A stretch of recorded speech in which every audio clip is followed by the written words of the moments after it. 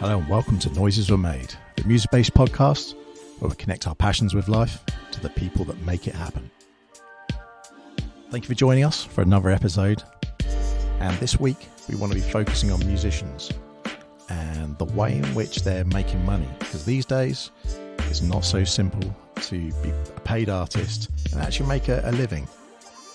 So let's dig into the numbers a little more and let's get stuck in.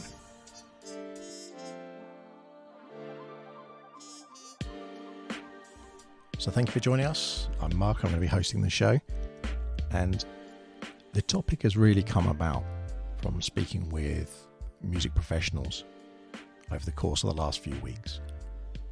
And what struck me was the multifaceted approach to market. I think that's probably the best way to put it.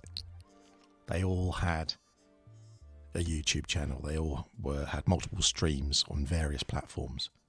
They also all did their own marketing. They on various other social platforms. They did short form video, long form video, promotional work. Some did paid reviews of equipment or services within the field. Others did paid work for other customers using the talents that they have. And then, of course, right in the corner, the background, they have their own music or their own projects that they want to work on themselves. And as an artist, it must be quite difficult to focus on being creative yourself when you've got to learn other people's music or learn their other routines or promote something or position yourself in such a way to, appease someone who is ultimately paying you for doing that job. So one way I dare say that someone wants to get paid these days is to do the reviews, as I mentioned, and it could be gear or equipment or services. That's fairly straightforward. Another would be merchandising. So if you are an active performer and you are out and about, one thing you can do is your merchandising, your t-shirts, your gear, your CDs. We're also doing more vinyl is being sold nowadays than more than 20 years. It's really made a pushback, and that's great to see. But with all these things, you have to put the money up front, you have to get the CDs cut, or you have to pay for the studio time yourself. Maybe you can make a deal where you spend some time promoting that studio. Or maybe you work with a studio closely and you've done a lot of work there, so you have a discounted rate perhaps. Either which way, you still have to front up some costs in order to get that produced, to then put it out there. But in doing so, you then have a viable album or a single. So what to do with it? Do you burn CDs? Do you put it on streaming? Do you put it on YouTube? And this is where, how does a musician these days, or an artist, should we say, how do they make money? I think some of the responsibility comes back to us as a consumer of it. So let's look at streaming as an example and look at the real facts, the real numbers, just to give us all an idea of where things lie. 1,000 streams of a song, 1,000 streams on Spotify, that would get you $4. Apple Music, $5. Tidal, $12. Deezer, Amazon Music, similar to Apple Music. Pandora's way less, like a dollar or something. And YouTube, $1.75. Similar to SoundCloud, actually, that's about $1.50, $1.30. And that's for 1,000 streams. So that means if you had, say, 3,300 streams, roughly, that's going to give you about $13, give or take. $16 Apple Music, Amazon Music around the same. That's around the same amount of money that you charge for a CD.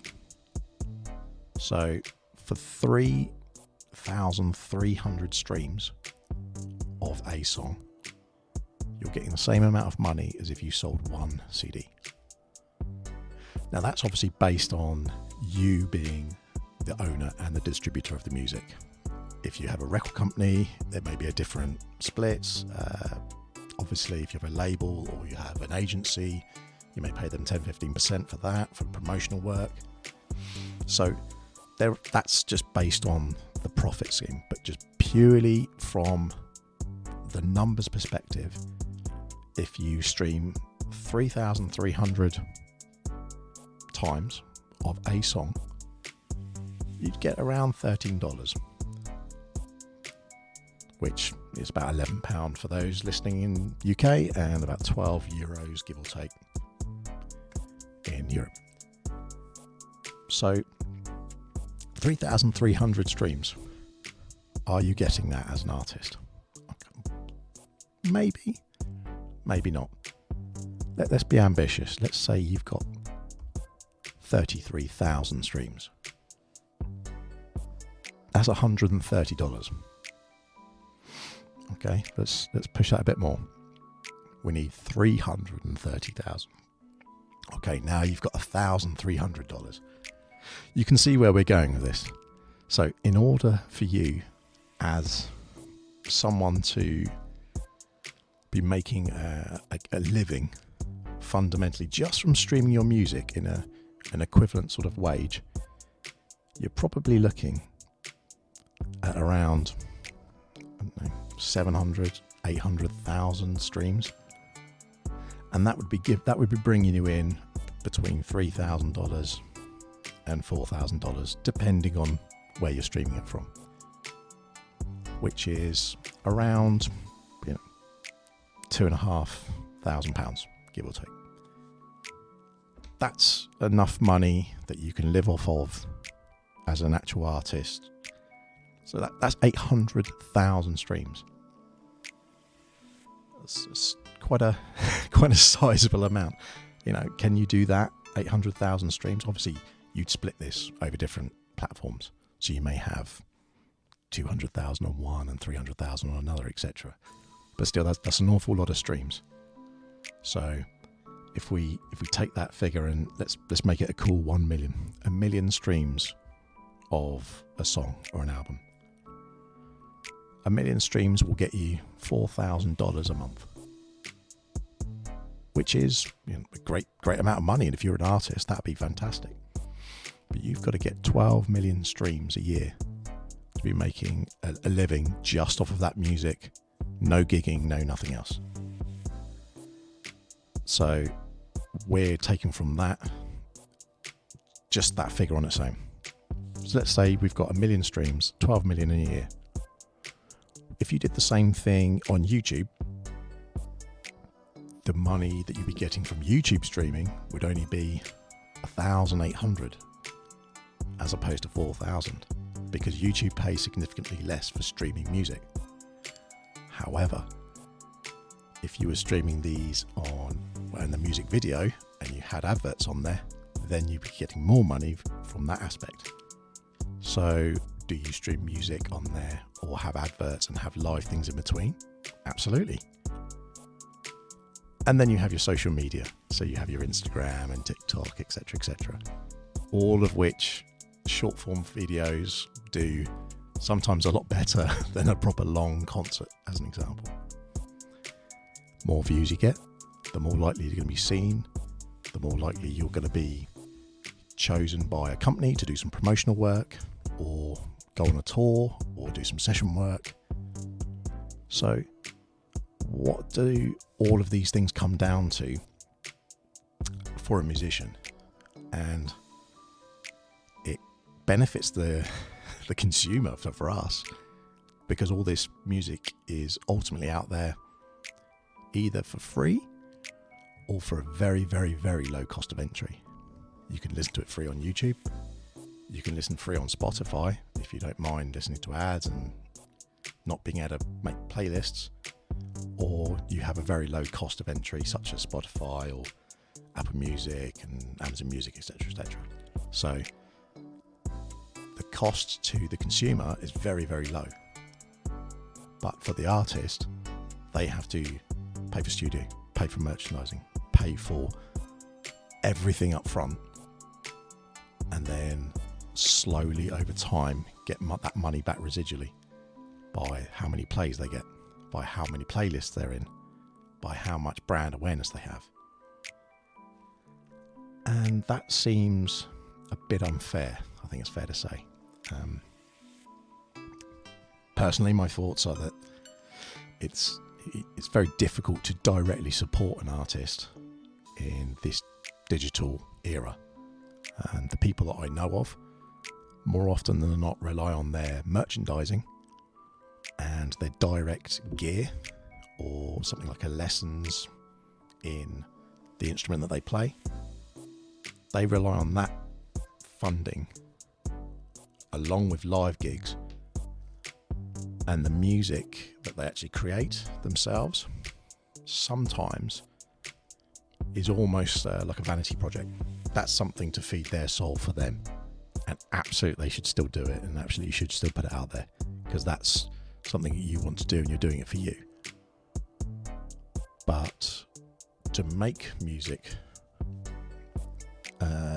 purely in the hope of making a lot of money from it is probably harder to do nowadays than it ever has been. So when we look back historically, and tying in with our previous shows, the record companies would find someone they'd maybe already be playing, or they'd see them in a bar. They'd say, hey, go and record you properly. We'll front the bill. We'll get you out there. We'll promote you. Cut some CDs or records or cassettes, whatever the medium is at the time. We'll promote you. We'll get your face out there. And they might have agreed to pay them a certain amount of money, but of course the money for everything comes back off of that bill, so it's kind of like a giant loan, really. And that's how you got out there. And subsequent albums, if you were good, then subsequent albums you sort of make more money, etc., and it snowballs from there. So when we look at the bands that have got these giant record catalogues, the Rolling Stones and Aerosmith, just to an example that have been going a long time, the back catalogue is huge. The money they would get just from each album, and as many albums as they have over the period of time being streamed, even they've had all the benefit of the physical sales in multiple domains. So they had the vinyl sales, then they had the tape sales, and then CD sales probably as well. Then they had digital sales when everyone jumped from the physical media through to the digital. Everyone went and rebought lots of things lots of times. So they've had quite a lot of money from that. Obviously the record companies did okay out of that. Let's not pretend they didn't. But the artists themselves have had quite a long stream of those things. So that's where we come to the end of the hardware, the physical, tangible, I've just bought something and I've got it in my hand. Now we move to the streaming, and it changes everything. So Peter Frampton famously put out there a long time back now that he got paid about $1,700 for millions and millions of streams, 55 million streams I think it worked out to be. And that was because the streaming services took a lot of the money, the way the deal was, etc.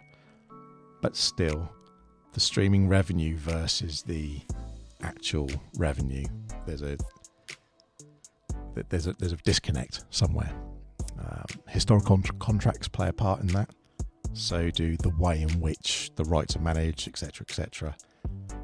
But ultimately, you have 0.003 of a pound or dollar is paid per stream. That's, if we take Spotify and Amazon roughly as a similar, that's roughly what they pay. Apple pay a tiny bit more, I think, and so do Amazon, just a little bit more than Spotify. But the figure is a third of a penny, or a third. That's roughly what it costs. And very, very, very low figure, but the idea being lots and lots and lots of streams. So instead of one CD, one person uses it, maybe a friend borrows it, or someone in your house listens to it as well. In this instance, they are trying to control how many people are streaming it. So they say, here's the song.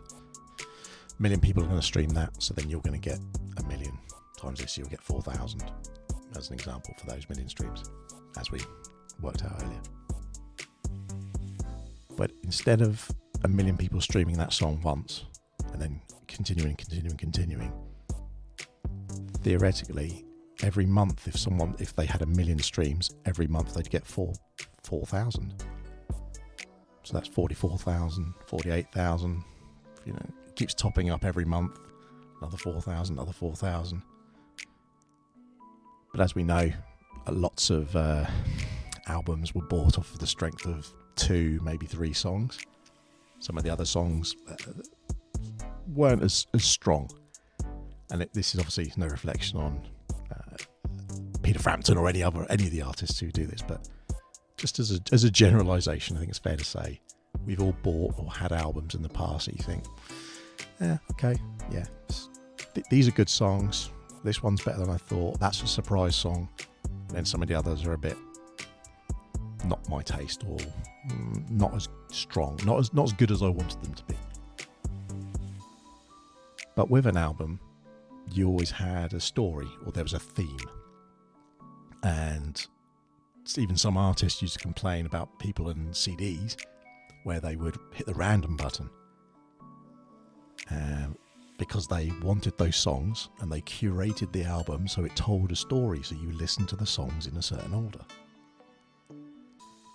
And that's kind of lost now, because not only with the advent of the random button on a CD player, but ever since we've been able to create our own playlists, we often now just go after the 1 or the 2 songs from an artist rather than going for the whole album itself. And that is not partially what killed the album sales, but along with the streaming and the advent of other technologies, it meant you could hook onto a few songs, and if you had a back catalogue, you could just add them in and then go on a tour. Because fundamentally, anyone who comes to see you at a live gig, they want to hear the songs that they know. They don't really want to hear the whole new album. They want to hear songs that they know and they can sing along to and enjoy, with a smattering of some of the good hits from the new album. So that's why you go to a Rolling Stones gig. If you went there and they didn't play Satisfaction, you'd think, really? Come on. It's one of those songs. So if you buy into an artist, there's a kind of expectation from a customer point of view of, I'm getting this. Now fast forward to Spotify. Let's pick on Amazon Music for a change. Or pick on Spotify. But you go into there and you say, I want to listen to pop music. And there's a decent playlist. These are the popular ones at the moment. Great, put it on. Are you going to hear lots of new artists? Maybe. Probably 50% of them are going to be new artists, but a lot of them are going to be established. And that's where some of the interesting conversations I've had the last week or two, people have been talking about the radio and how they still listen to some of the, I want to say, classic radio stations where they're playing hits from the 80s and 90s. I say that's classic, but it's aged quite a lot of people who are listening to this. But if you listen to something like Kerrang, for example, they're always playing new music, but they are playing new music that was obviously based on music that's popular in a certain era. So there might be a new metal band, for example, and that was based off of what someone did in the 90s or early 2000s. They're a new version of that, but you wouldn't hear of that music as easily in something like Spotify or Amazon, etc., because a lot of those are focused on volume sales. And in volume, unless you're a very, very, very big established artist already, let's take Taylor Swift as a perfect example. From a previous podcast, we mentioned she did very, very well. And she re-recorded her albums, just like Prince did. And she put them back out there, and now her newly recorded albums have actually overtaken her previous ones with her old signatures and old licensing. So good for her. That's absolutely brilliant, no question of that. But her fans have had to buy in twice, which in a way it does seem a shame. But a lot of their fans now, where they would have bought maybe the old media, now they'd be streaming it. So money-wise, she's probably not made as much, most definitely. She's still doing all right, and she's making a lot of money from the tour, and a lot more people are buying into it, which is great for her as an artist. But she is in that top of the pyramid. She is the globalized, I am a global artist. And that really brings me on to probably one of the biggest points that multiple people raised, and was that pyramid, so to speak, of globalized artists is really small. It's really, really small. And the more you think about it, how many big record labels are there? How many big, like really big, genuine artists can you think of? We're maybe talking 100, maybe 100 artists, maybe 200.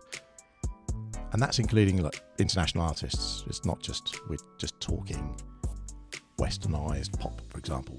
There's probably only maybe 200 artists globally that are real high moving volume producers. And when you think about it that way, that's a lot of money that these record companies or people who are independent, there's a lot of money that's being made out of quite a select few. And yet a lot of us daily consume this. So you can see why these companies become, I won't say all powerful, but they become very, very compelling to be part of a signed act or a signed group.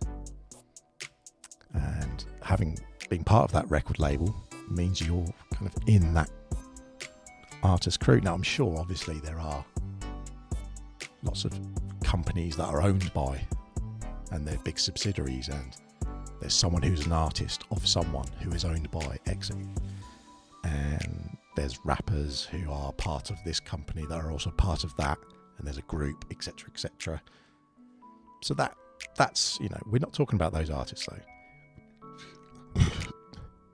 I'm talking about the really, really, really big artists. And one of the topics we're going to get onto in our next show is actually about artists themselves in these big industries selling their back catalogues. And just to leave you with one of the thoughts, it was people who are selling off these giant legacies for lots of money. Who's, you know, what they're going to, how they're going to get that money back. So that there's got to be some mechanisms where they're getting money back. And yeah, very, very interesting. But another topic for another day. The point is, how do musicians get this money now? Because to break through and become the next pinnacle producer of music, and once you punch through, you make lots of money, and it's sort of like a exponential law in a way. As you start building over a volume threshold, you say, oh, I've got 10 million streams. Okay, great. Well, I've got 100 million streams. Wow, fantastic. And you're starting to pick up that pace, and with that will just be on that platform. You'll have that many on other platforms as well, and then all of that compounds. Plus you'll be on radio, plus you'll be somewhere else. It's all about a branding, a marketing, an awareness exercise, which, as we talked about previously, was always the area in which the record companies thrive. That's what they used to do. But now people are doing it themselves, and you do have to wonder, would it be better for someone to have a branding consultant or a PR firm rather than having a record label? Because if it is about getting your name out there and getting yourself positioned, what do they offer that someone who's good at branding and good at positioning could do for them? And from a consumer point of view, do you want to buy into someone that is manufactured, or do you want to buy into the artist as they are? So it does raise a lot of questions, and all I'd say is that from someone who does consume music and someone who as a hobby plays music, the more you look at the artists and people that you'd love to support, it's quite unclear the best way to do that going forward, because using these streaming platforms and consuming the music the way that they would like you to, although there is ease of use, the artist is not getting the same level of monetary incentive as they used to. And the actual levels that they're getting are very low unless the numbers are very, very high. And with more media out there, as we all know, everyone's a photographer, everyone can record something and anyone can put anything out there. So for a true artist to come out and not be awash with all the dilution of media that's out there and the noise that's out there, it's very, very challenging. So if you do find those artists, maybe see if they sell merchandise or they sell concerts, and go to them, and if they sell actual physical vinyl or something, do that, because that money will go directly to them, and that will better help them in their actual pocket, which will allow them to make more music, and that's something we maybe take for granted. But if everyone was millionaires, they just sit there and play it all themselves. But the reality is, we all have bills to pay, we all have things in life, and it's a tough time for everyone these days. So trying to find a means to make money and stay creative must be incredibly challenging for musicians and artists across that border. So if you do find someone who does that, and you do know someone who's involved in those industries, ask them what the best way to support them is, and you'd probably be quite surprised. Buying a t-shirt from them is probably better than streaming their music, and it's just the most bonkers. Do both. That's the answer, isn't it? Do both. Do everything. But there's only so many times in the day that we can do things and listen to things, so it's just an interesting thing. It's something that's been just gnawing at me every time I've spoken to someone in the industry. It always surprises me how many different facets they have to do, and where they'll get $500 coming from this thing and $1,000 from here, and they've got to do this because that doesn't give them any money and it costs them money, but then this will mean that they'll get awareness out there in a certain circle, which will allow them to then eventually make money. And there's a lot of branding and a lot of those things that go on, certainly in the music industry, for the average, but the working musician. And once you take away that top of the pyramid and the upper echelons of artists, the actual working ones and the ones that you hear all the cool background music for YouTube videos and all that sort of stuff, those people really sort of grinding it out every day. And it's always good to ask them how to best support, if you're a family friend or anything. Anyway, that was this week's show. And as I said, it leads on to how people are selling their back catalogues, and we've got other things coming up. But I just want to get something out there today because, pretty interesting, I thought. So thank you for joining us. And I tried a long form this week. Let me know your thoughts. I'm trying to do it with no stops, just keep ploughing through. Hopefully it's going to change my editing time as well, because that was going crazy. But just trying something new. So thank you very much for joining, and thank you very, very, very much for listening do like, comment, drop us a message, tell us what you want to hear, tell us what you want to talk about on the shows. And if you're a musician or someone who just loves music and you want to be interviewed, give me a shout and get on the show. Until next time, wherever you are, whenever you're listening, thank you so much. Take care.